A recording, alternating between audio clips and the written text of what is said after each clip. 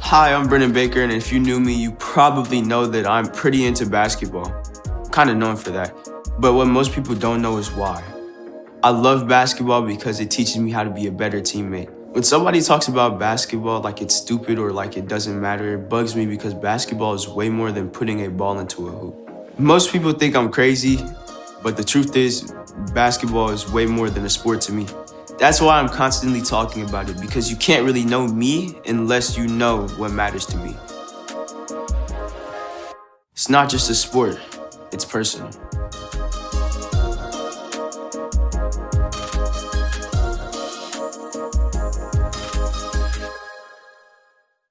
So growing up, there's this kid I knew named Graham. Graham's super shy. I knew him from church, but freshman year, he started coming to my school. And Graham was the kid that everybody knew and everybody loved. He'd come into the room, wouldn't really say much, but Graham, how you doing, man? Graham was just that guy, you know what I mean? So freshman year, I'm having a conversation with him. Graham, what's up, man? What's going on? What you been up to? He's like, well, actually, I've been playing soccer. And me, being the super arrogant athlete I was like, oh, that's cool, that's cute. You play soccer, that's so awesome, man. And I was running cross country at the time, so I was kind of a dumb athlete too. We don't need to talk about that. But I'm just thinking, okay, cool, Graham likes to play soccer. 2 years later, junior year, I go to one of the soccer games. Graham is the most OP, phenomenal player I've maybe ever seen in my life. I mean, this kid, he was making passes that shouldn't have ever been able to sneak through a defense. He had this strong build that could body anyone to get the ball. He was hitting goals from, I don't even know how far out. It was incredible. Senior year, I actually got to play with him. I would sometimes lose track of what I was doing in the game because I'm just standing there like, Graham, the dude was insane. He actually even got selected all-state. And I remember thinking to myself, how is that? How is all of this even real? Like, I'd known this guy for half my life. And in that moment, I felt I didn't know him at all. And what he really cared about and liked and what he spent his time with. Because here's the thing, you can know somebody and not really know them. And the same thing's true for you. You can hang out with people and still not have a ton of people who know the real you or get you. For example, have you ever dealt with something or felt something and you simply decided to keep it to yourself because you didn't think other people would understand? Or you did share it and you felt like the people you talked to were just kind of like drawing a blank? For most of us, our friends are probably the people who get us the most. And some of you may say that you have a total bestie who just gets you. And that's awesome, but it's probably not a lot more people than that, is it? Here's a stat that I kind of made up, but I think it's kind of true. The majority of people don't feel like there's anyone who gets us 100%. A lot of times we share parts of our lives with different people, the parts of our life that we feel like they'll get. We have friends that we go deep with, but some friends we only laugh and have fun with because they wouldn't get all that deep stuff. We have people that we hang out with, but we don't talk about sports. It seems like they have no interest in sports, so they wouldn't really get it. We have people in our small group that we can talk about faith with, but we don't talk about our faith with certain people at school. And guys, this is totally normal, but sometimes it would be nice if more people just understood us, all our quirks, our interests, struggles, and fears. But instead, most of the time we feel like nobody gets us. And you know who else feels that way? Literally everybody, like almost everybody. The truth is that nobody gets me or nobody knows the real me feeling. That's not easy. It's one of the reasons this idea of personal matters so much. Because whether you knew this or not, you're actually wired to be known. You were made to have somebody who gets you, who understands you, and knows what your real world is like. And this, my friends, brings us back to a guy named Zacchaeus. Last week, we started talking about this encounter Jesus had with a man named Zacchaeus. In the section of the Bible called the New Testament, there are eyewitness accounts from people who knew Jesus personally. Those are called the Gospels. There are 4 of them, and they all come from different perspectives. they didn't all share the same story. Sometimes they were writing to different people, which affected which details they included. Like, here's what I mean. The Gospel of Luke is the only gospel that tells the story of Zacchaeus, and there's a reason for that. Luke was writing to a mostly not Jewish audience. The first followers of Jesus were Jewish, so they kind of figured that everyone who followed Jesus would have been Jewish, but that's not the way Jesus operated. He was for anyone from any background. So it was natural for the not Jewish people to feel like they didn't quite fit in. So in Luke's gospel, there are a lot of stories about people who didn't feel like they fit in. It's easy to imagine that these are the people Luke wrote about because these are the people Luke wrote to. He wanted his readers to see how Jesus treated people just like them. So Luke shares the story of Zacchaeus, who, like we learned last week, was on the outside of the group. He was a Jewish tax collector, which was a super bad thing to be. The short version, he was a sellout and a traitor. But then Jesus comes to town, and everyone is dying to see him.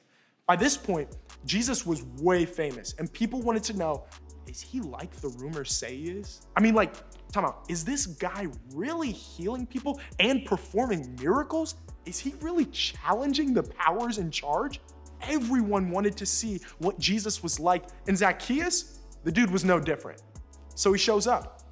To get a better view of Jesus, Zacchaeus climbs a tree.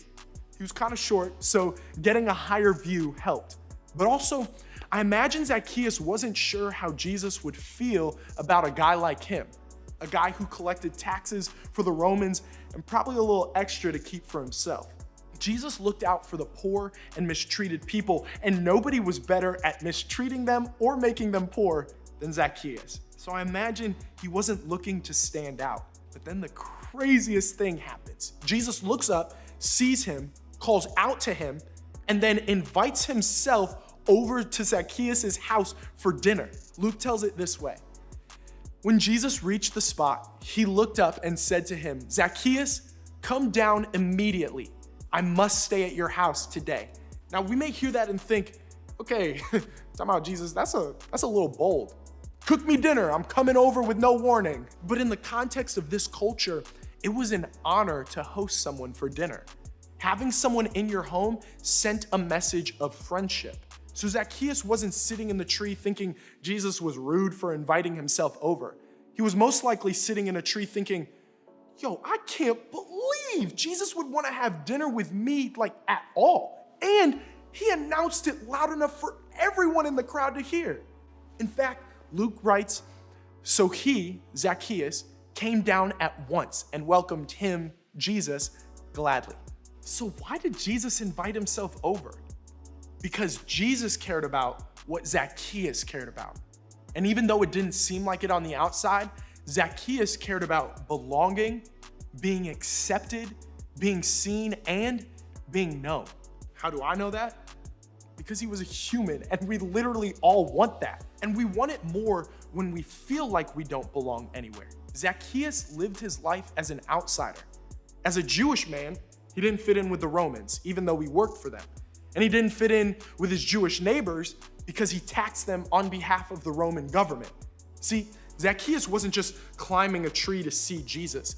He was climbing a tree to see if he mattered to Jesus and to see if Jesus knew what mattered to him. And don't miss this, it surprises everyone. Like, people didn't expect a friendship to form between Jesus and the local outcast.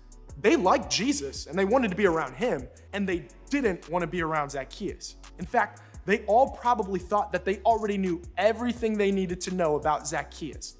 As a tax collector, they knew exactly what he was like, and they didn't want to be associated with him, but not Jesus. Jesus knew that just because Zacchaeus had the label of tax collector, it didn't tell the whole story about who he was. It turns out Jesus knew Zacchaeus better than anyone around him did. Jesus understood Zacchaeus was just a person who wanted to belong, and Jesus went over to his place to show him that he did. If you've ever wondered what Jesus thinks about you, the story of Zacchaeus should be an encouragement.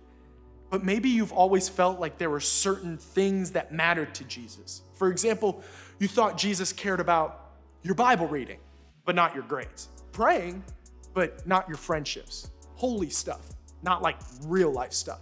Your potty mouth, but not your anxiety. Your obedience, but not your relationship with your dad. Your sexual purity, but not your dating relationships. Today, I want you to know that the things that matter to you matter to him.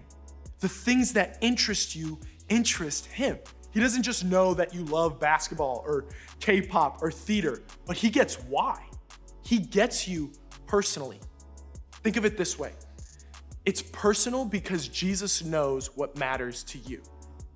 I don't know about you, but that was not the image of Jesus I grew up with. That's not what I thought he was like. The personal Jesus surprised Zacchaeus and definitely shocked the people around Zacchaeus. And chances are, there are a lot of people around you every day who would never guess that Jesus is so interested in them personally. That's why this week, I want to challenge you to try both of these ideas. First, talk to Jesus about what matters to you. Jesus cares about what you care about. So start there. Pray about it. Share it with him. Let him know about the things that you like. Let him know about the things you worry about. Tell him the things that bring you life and tell him the things that drain you. Jesus is never bored hearing from you and about you because it's personal to him. Second, talk to others about what interests them. When it came to Zacchaeus, it wasn't personal for the crowd he was in. They made assumptions about Zacchaeus, but they didn't really know him or get him. Jesus was the only one who knew that what really mattered to Zacchaeus was a sense of belonging. It's possible there are people you've made assumptions about too, people who you think are one way because of what you believed about them, but you've never made it personal. Maybe this week you can make it personal by being intentional and discovering the things others like.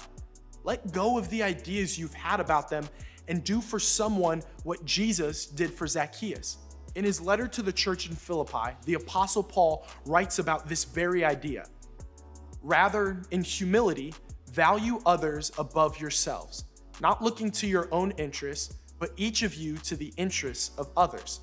Look out for the interests of others, which might mean you ask your friends questions and listen to their answers.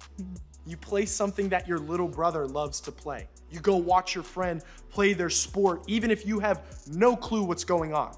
You make an effort to include that kid who's a grade younger than you. You get to know who someone is. From there, Paul goes on to talk about the character of Jesus and what Jesus was like. Paul said, make Jesus the model, because that's exactly what Jesus was like. He was selfless. He looked out for the interests of others, and we should do the same thing. This is what makes us stand out as people who follow him. Everybody needs somebody who knows their name and knows them personally. But I want you to think about something this week. Do you know what matters to the people around you? Like, really know? Have you taken the time to be personal enough to try and get them? When we take the time to make it personal with others, we're living like Jesus. Jesus was never satisfied by making a judgment about a person from far away. He got close. He took time, and he never let a label or an assumption inform his opinion.